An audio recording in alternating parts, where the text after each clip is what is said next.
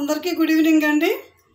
Indian red cross భారత పార్లమెంట్లో 1920లో చట్టం ద్వారా ఏర్పాటైన మానవతా దృష్టితో పనిచేస్తున్న అతిపెద్ద అంతర్జాతీయ సంస్థ ఈ రెడ్ క్రాస్. 1863లో హెన్రీ డ్యూనార్ట్ చేత ఏర్పాటు చేయబడిన సంస్థ ఇది. 186 దేశాల్లో విస్తరించి ఉంది.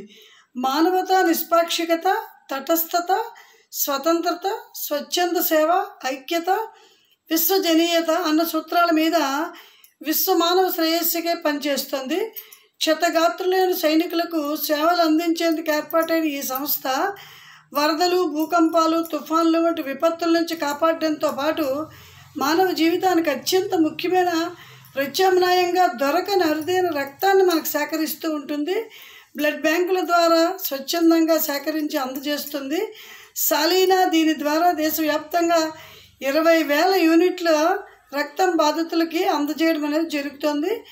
జాతీయ స్థాయిలో రాష్ట్రపతి, రాష్ట్ర స్థాయిలో గవర్నరు అధ్యక్షులుగా, ముఖ్యమంత్రి ఉపాధ్యక్షులుగా ఉంటారు దీనికి.